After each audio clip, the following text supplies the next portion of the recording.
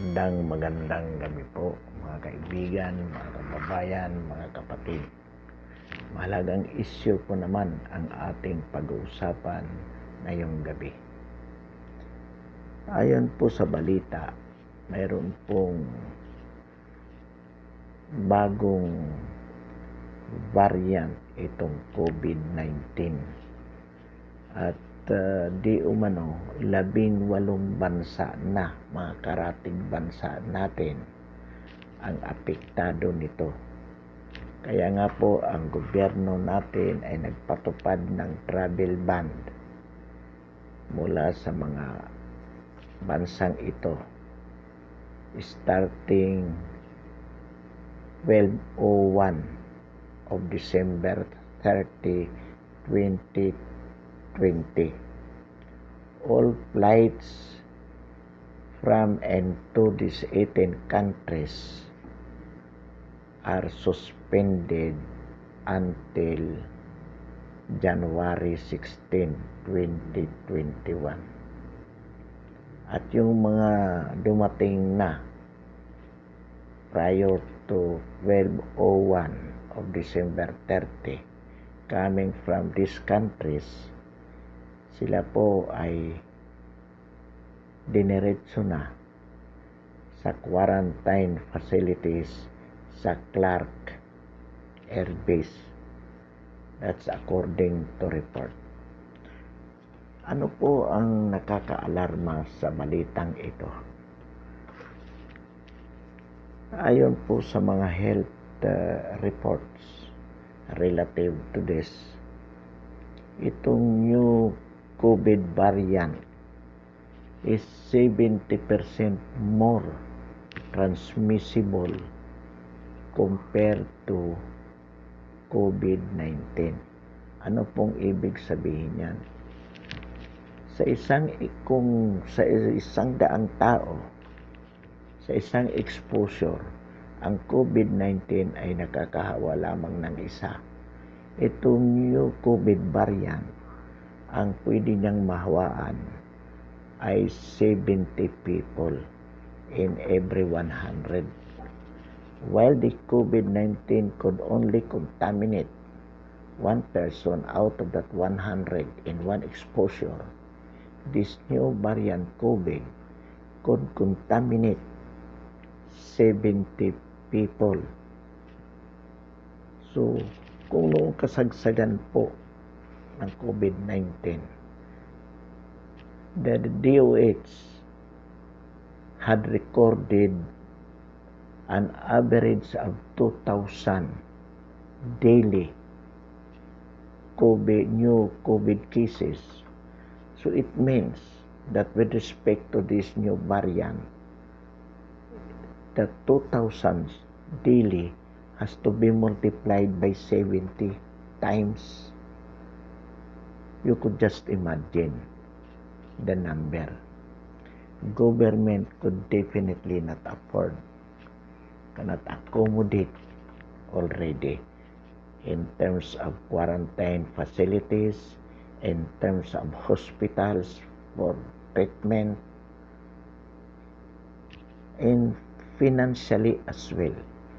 Government cannot definitely afford it.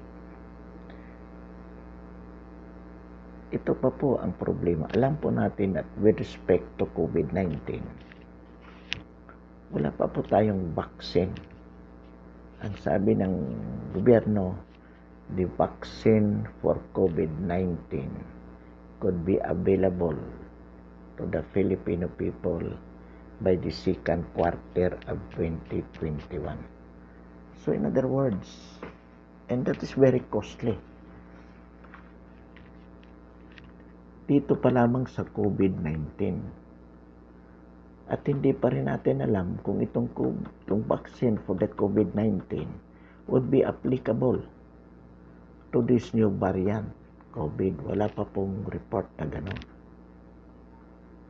But assuming applicable, financially, the Philippine government could not afford it, increasing to 70 times the COVID of the COVID victims. So ano po yung ano natin dito? Ano po ang magagawa natin dito, mga kababayan? Ang sinasabi po natin, kailangan makipagtulungan po tayo sa ating pamahalaan. In what way? Number 1 po, strict observance of the health protocols which the government is implementing. Ano po yun? Una po, as much as possible, kung pwedeng hindi lumabas ng bahay, stay at home. Stay at home. Number 1 po yan. Saka yung sinasabi po na maghugas ng kamay. Avoid association as can be possible. Pag lumabas po, wearing mask, wearing face shield, and observe strictly social distancing. At the moment, while there is no vaccine, ito lang po ang magagawa natin as a matter of prevention. Ang problema po dyan, hindi natin alam kung may makakapasok na sa border ng Pilipinas itong new variant of COVID-19. Pagkat po despite the strict measures guarding our borders, bawa po sa Hulu, binabantayan na walang makapasok, backdoor galing po sa Indonesia, galing sa, at ito namang dito sa international airports natin, suspended na ang flight. Even then, hindi po natin sigurado na walang makakapasok niyan. So, ang prevention din po natin against this new variant na hindi natin alam kung makakapasok na o makakapasok, itong health protocols measures, kasi ito pong staying at home, washing hands, wearing face mask, wearing face shield, social distancing, applicable po ito from both virus, COVID-19 and its new variant. Ito pa rin po naman ang measures, preventive measures so far. Ito pa rin po, sapagkat yung spread of virus could be avoided by these health measures against COVID-19. So ito pa rin. So observing closely these health protocols, we avoid both COVID-19 and its new variant. Maiiwasan po natin yan. So dapat po, mga kababayan, maging cooperative po tayo sa gobyerno. Huwag po tayong pasaway, sapagkat delikado po sa dami ng mahawa with this new variant COVID-19. Dito pa nga sa COVID-19, hindi pa po natin nakokontrol. How much more kung mayroong bago with 70% more transmissible. Marami pong volume po yan at hindi natin kakayanin. Kaya mahigpit po natin ipakikiusap. Government also, of course, is trying to avoid implementation of the ECQ. Learning from our experience, itong almost 1 year na to, nagpatupad tayo ng mga lockdowns. Economy is badly hurt. People are suffering, languishing, more poverty, hardship, economically, emotionally, psychologically. So hanggat maaari po, iniiwasan ng gobyerno ang magpatupad ng ECQ o lockdown. Ngunit, kung makakapasok pag na-detect po na mayroong nakapasok na sa border natin itong new variant, definitely po, government has no choice, has no alternative but to implement again this ECQ. Kung mangyayari po yon, sinasabihan, pinakikiusapan po natin ang ating mamamayan. Huwag na po tayong magreklamo.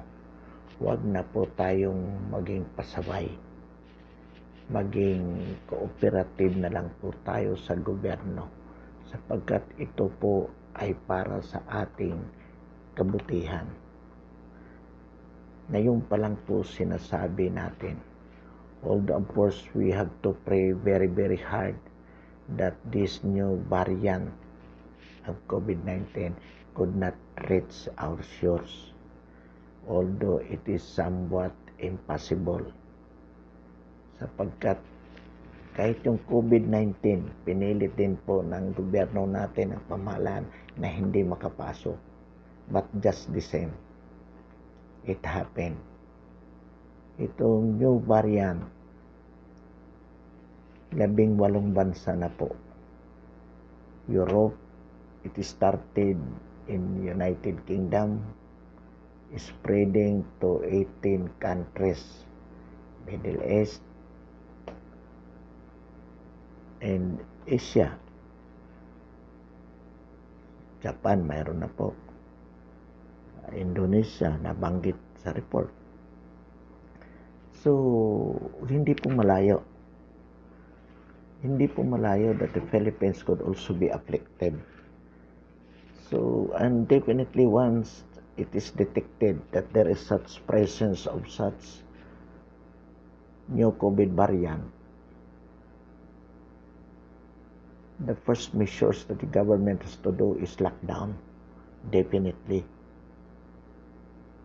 Yun agad ang gagawin niyan to avoid yung tinatawag nating community spread. Kung mangyayari po, mga kababayan, which to our minds will probably happen 70%,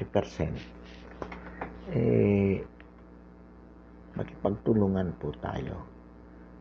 Now, alam natin po, assuming na ipatupad uli yung lockdown, we know very well that economically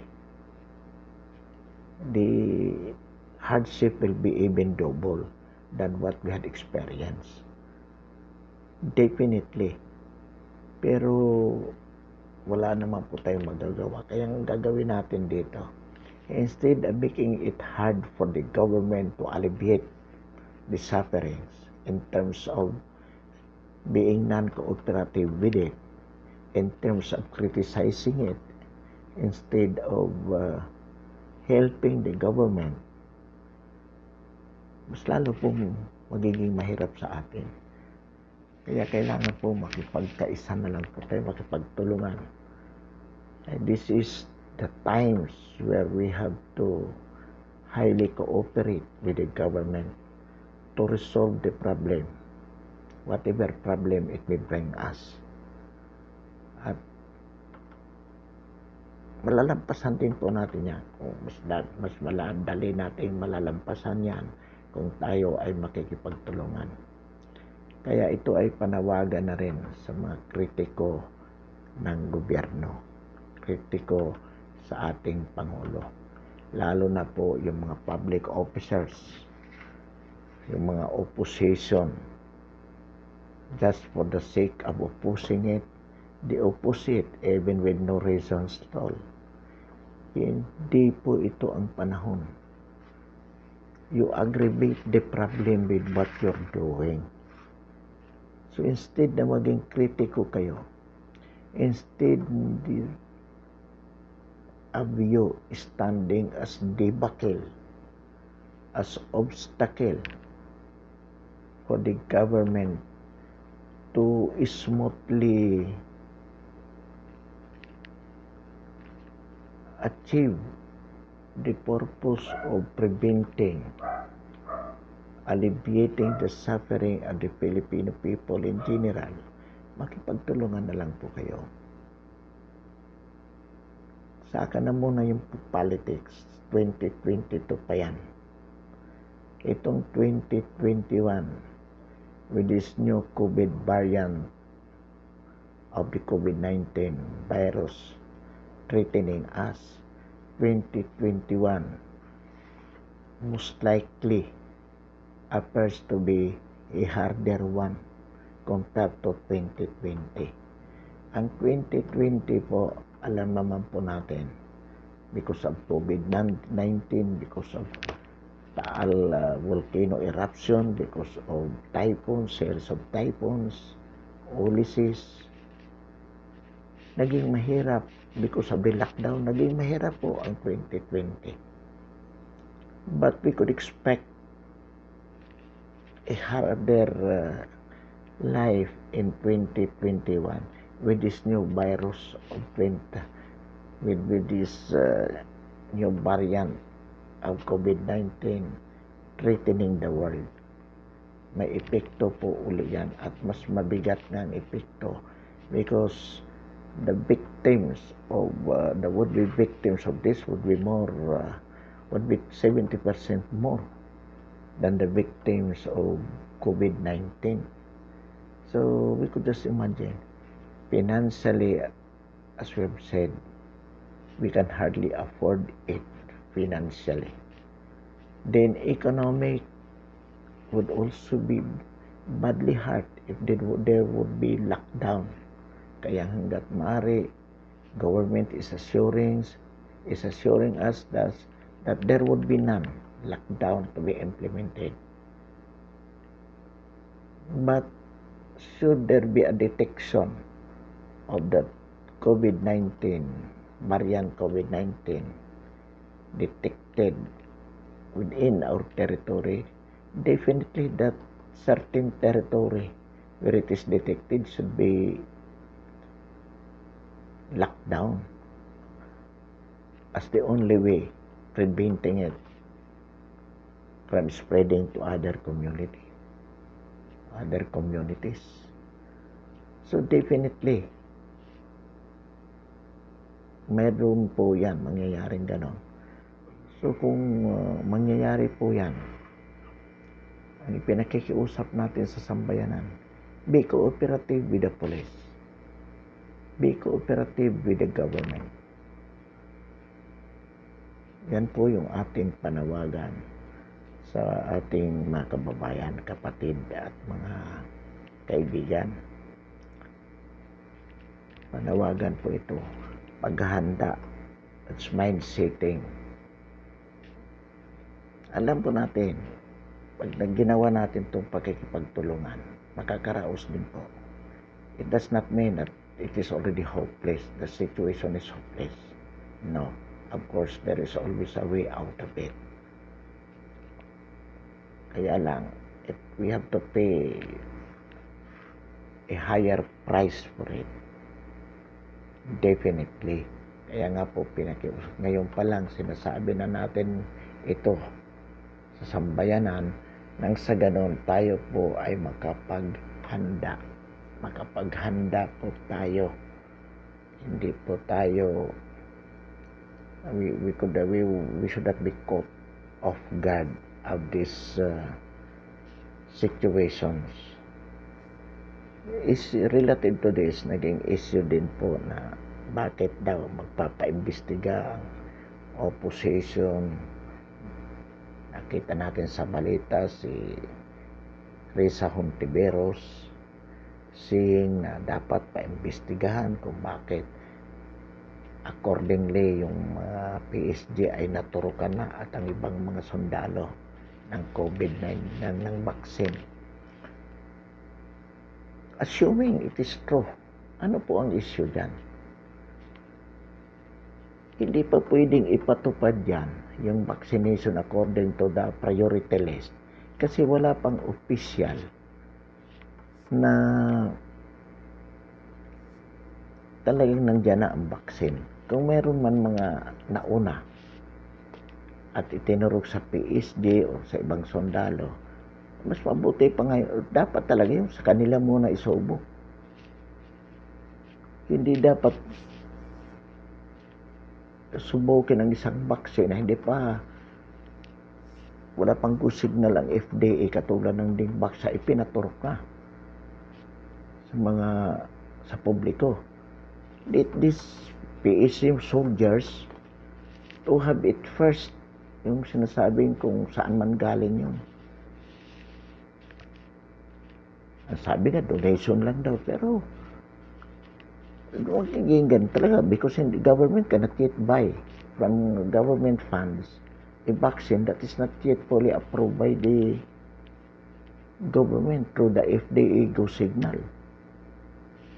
Pero kung may nag-donate at binigay sa mga sundalo, tinanggap ng mga sundalo, so be it. Ano ang issue doon? Is there a corruption to that? No.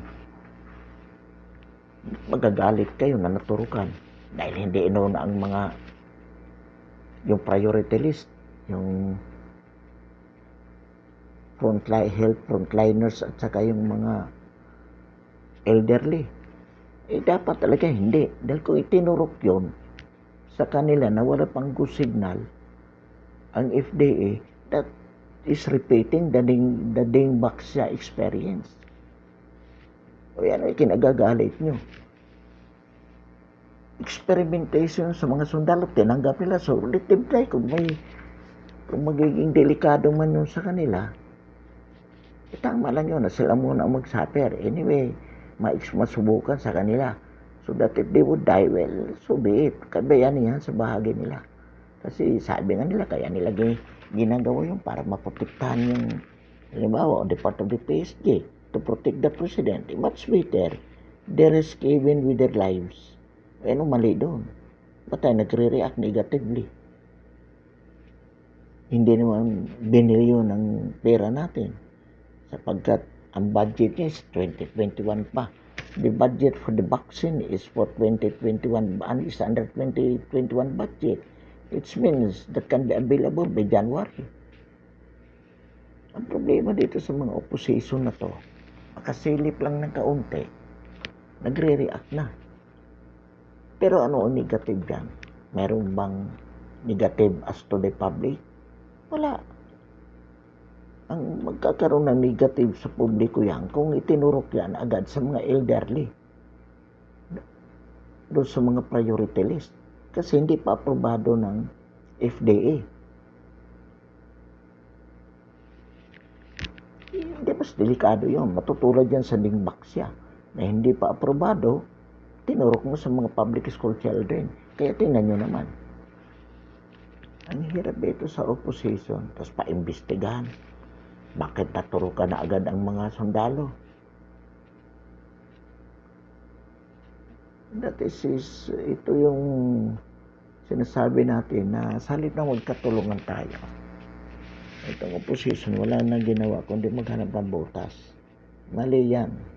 Ikaw Risa Hontiveros, ikaw Pangilinan. Si Pangilinan, bibili pa na ng vaccine. Hindi pa nga nabibili. Wala pa nga tayong allocation, magpapaimbestiga na sa Senado. Sinasabi na may corruption. Ang hilig nyo agad magbintang kasi wala kayong issue na may bato sa gobyerno. Kaya kung ano-ano na lang maisip nyo, you're wasting your time.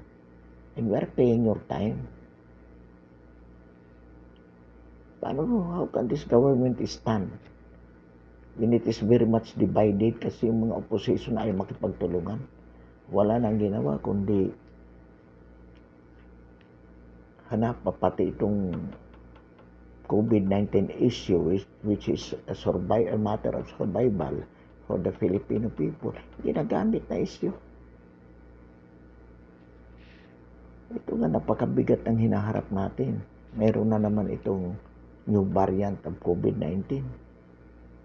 Tapos, ang nasa utak mo pa rin kung paano makagawa ng issue. Ang kakapal nyo naman. Nilagay namin, ikaw Risa, pero sa binoto kita. Because I did not expect you to be that. Pero nasayang ang boto ko sa iyo. Katulad din ng pagkasayang ng boto ko kay Leni Robredo. Maraming dyan, binoto ko. Ng mga oposisyon.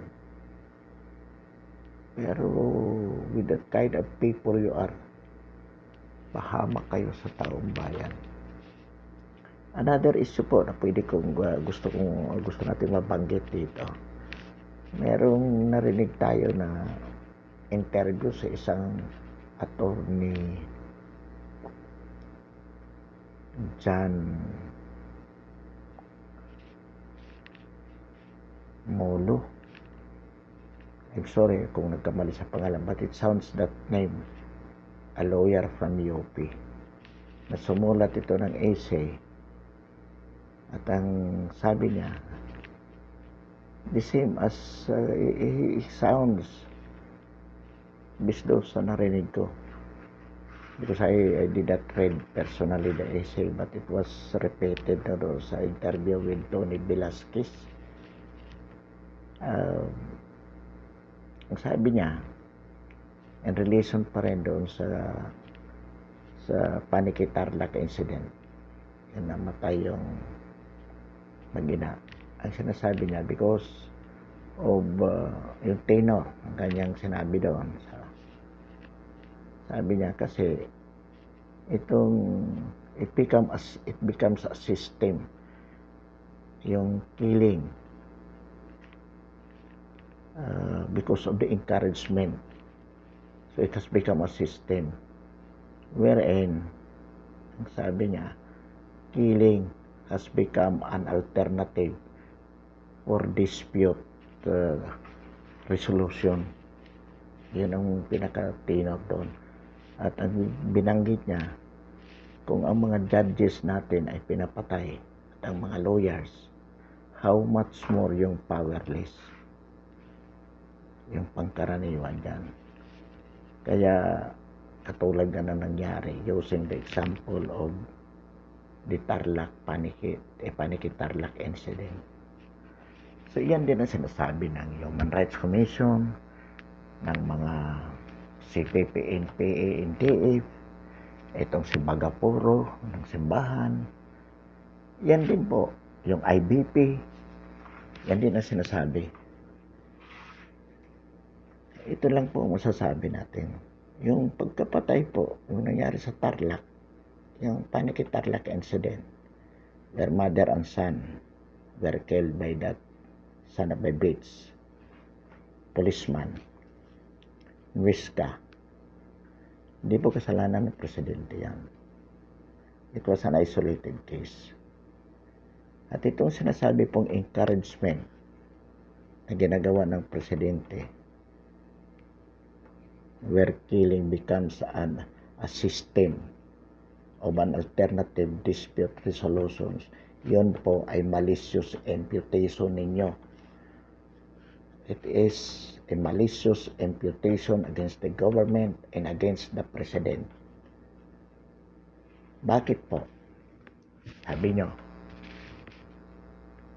kung ang huwis o ang lawyer napapatay, how much more the ordinary person? Una po dyan, kung bakit napapatay ang huwis, sapagkat maaari sa kanilang paggagawa ng desisyon, meron silang naagrabyadong tao na maliit o sino man yon, na sa tingin niya,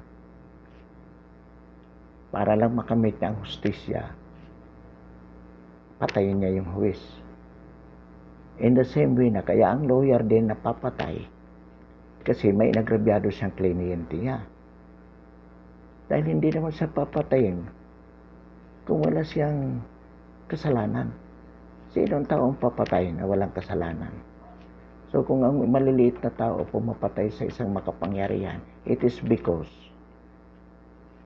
that man has become a victim of injustice by this lawyer or by this judge or justice.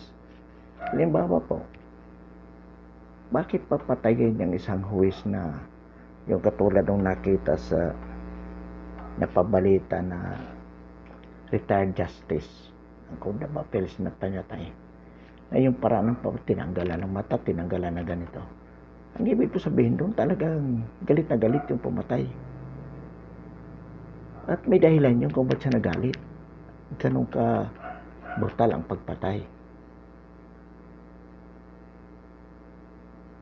At ang mga lawyer, bihirang pumapatay ng lawyer at huwis. Ang problema po, marami talagang huwis at maraming abogado na nagbibinta ng kaso ng agrabyado sa maliliit na sambayanan. Una pong dahilan yan. Mr. Attorney Mulo, kung sino ka man. I'm sorry kung mali yung apelido ba, but it sounds that way, no? Dan Mulo, parang ganun eh. Secondly, ang sinasabi ko nga, sa mga patayan ng abogado, lalo na kung sinasabi nilang itong si attorney na ito ay human rights defenders. Sino ba at ang pumatay ay unidentified? Sino ba ang nakikinabang sa patayan na yan? Ang CPP, NP, NDF bilang isang teroristang grupo. Sapagkat pag pinatay nila itong mga ito, that would be an issue against the government. But because they could not file a case domestically, since the president is immune from suit during his term of office, pupunta sila sa ICC, sa International Human Rights Commission, with this International Criminal Court for violation of human rights. And that is what happening. So yung sinasabi po natin dito, ang presidente ang pinagbibintangan nyo. Ang gobyerno ang sinisisi nyo sa ganitong patayan. Samantalang ang CPP, NP, mga terorista yan. At that is a system on the part of the CPP, NP, NDA to sacrifice their members or anyone so that they could have an issue against the government. So because it is next time, pag-usapan po natin ito ng